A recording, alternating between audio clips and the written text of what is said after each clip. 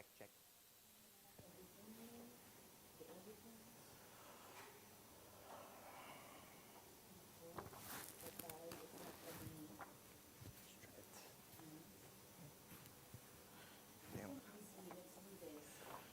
Mm-hmm. Weekend is coming soon. Last 30.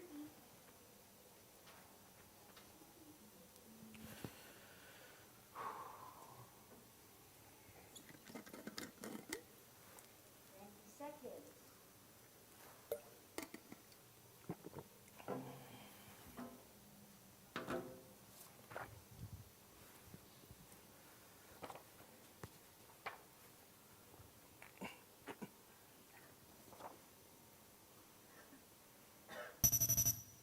They say it's not early campaigning.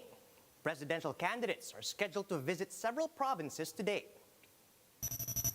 Vice President Leni clarifies her statement on vote buying, while Senator Bato de la Rosa delivers a strong stance on the issue. Are we going to see presidential debates again for the 2022 polls? The Comelec says it's now in the works. More people troop to bus terminals ahead of the closure of cemeteries for Undas. And TNT is now just one win away from winning the 2021 PBA Philippine Cup.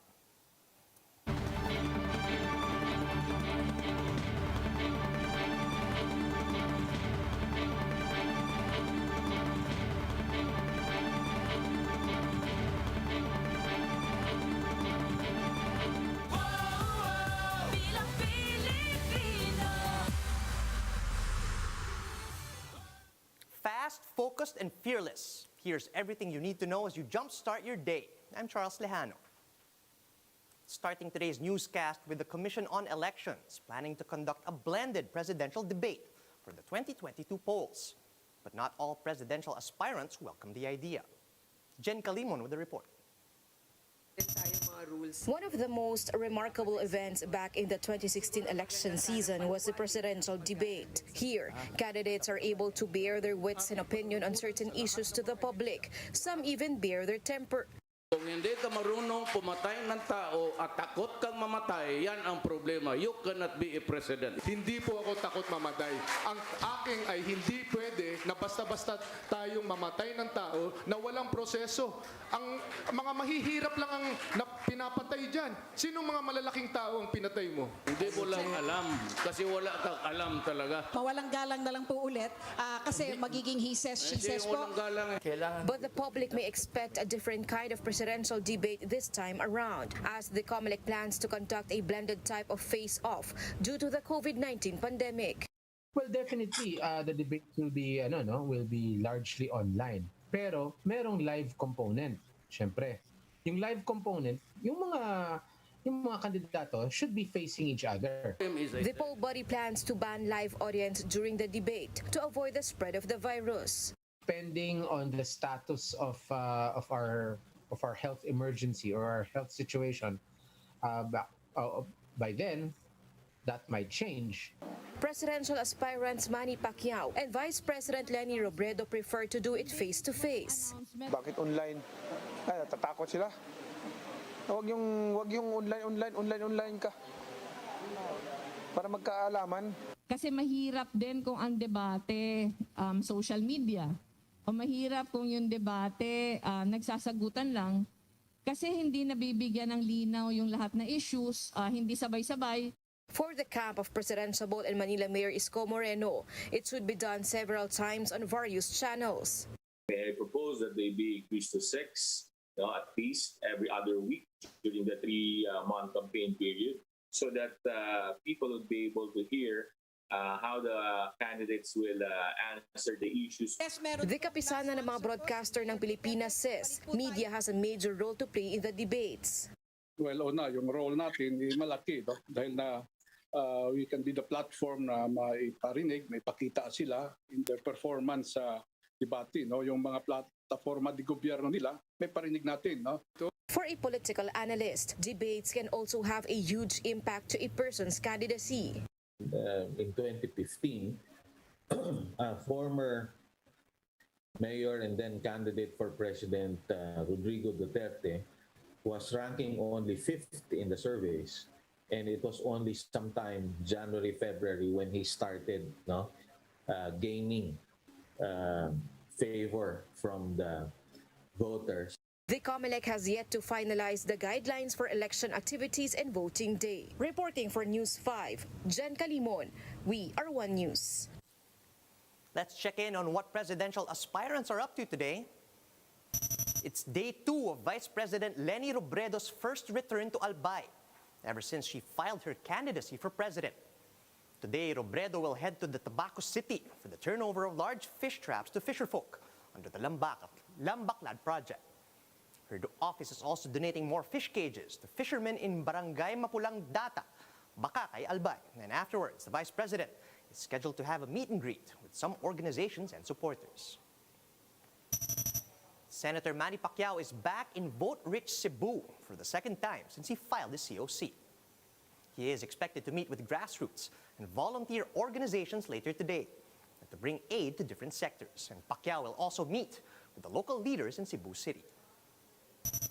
Meanwhile, Manila Mayor Isko Moreno is in San Fernando City in Pampanga, where he's set to have a dialogue with workers at the local factory.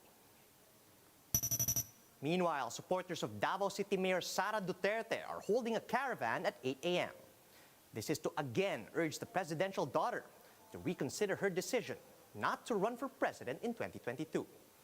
However, Sara has maintained that she's not joining the presidential race.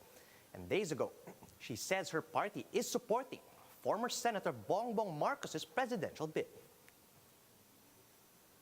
Vice President Leni Robredo has clarified that she does not in any way condone vote buying. Meanwhile, a former Comelec official admits there are too many loopholes in the country's election laws. Mobile journalist Jacob Lazaro gives us a front seat to the story.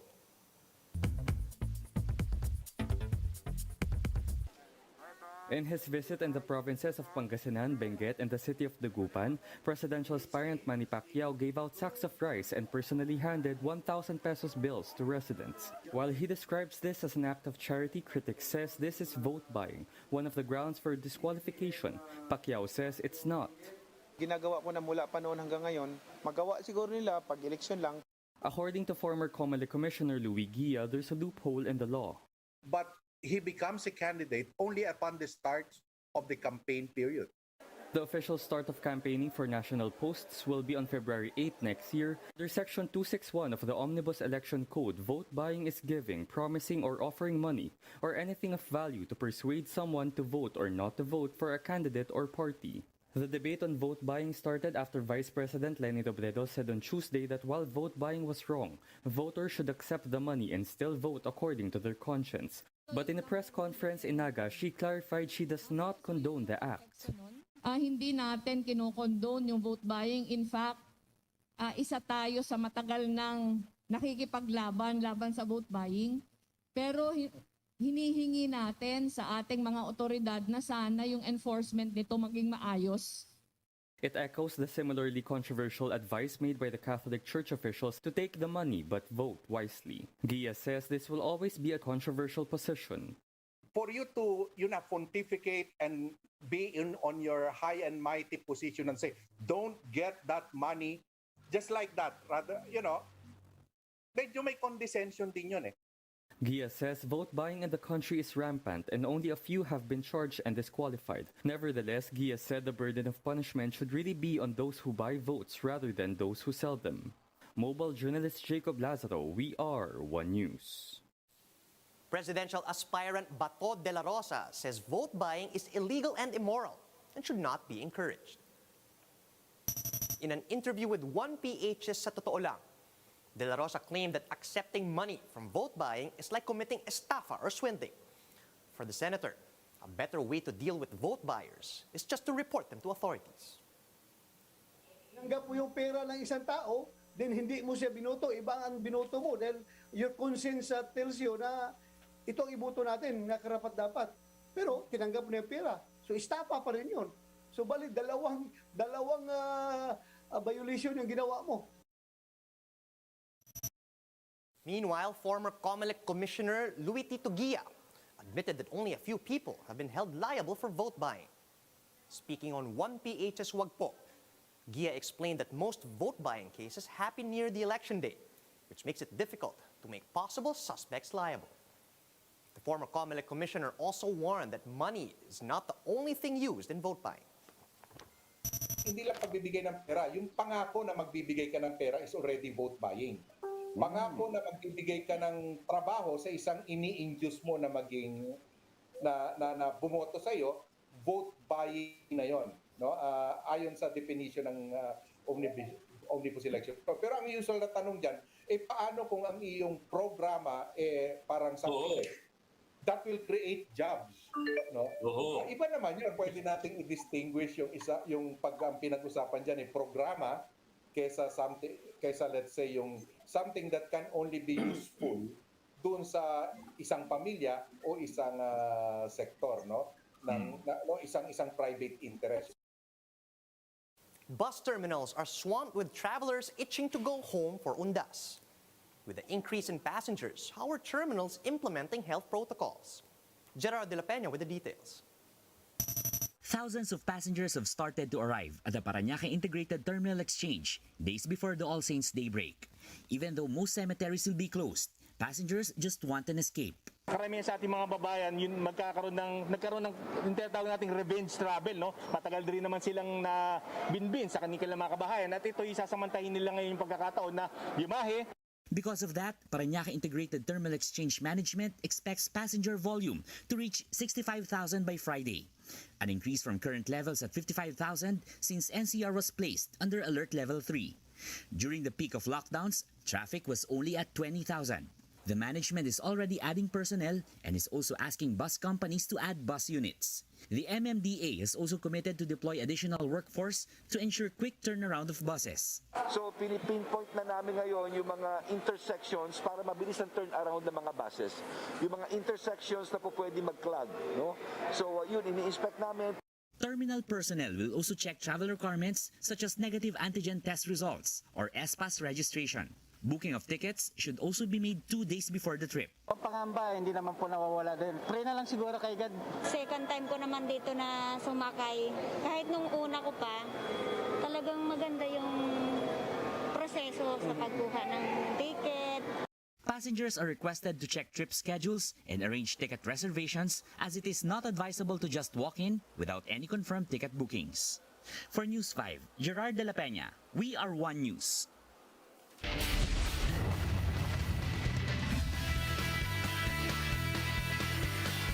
The TNT Tropang Giga is now a win away from taking the PBA Philippine Cup Championship. TNT reasserted itself against Magnolia after dropping Game 3. The Chot Reyes-led team is now up a commanding 3-1 in the best-of-7 series. As TNT moves closer to their first title in 6 years, they will continue to rely on an array of stalwarts. From Top Gun Mikey Williams to Big Dave Marcelo, as well as their hustle guys, Kib Montalvo and Ryan Reyes, were not letting their commanding lead get to his head. It was just another game. You know, just move on and focus on the next game, and that's what we did today.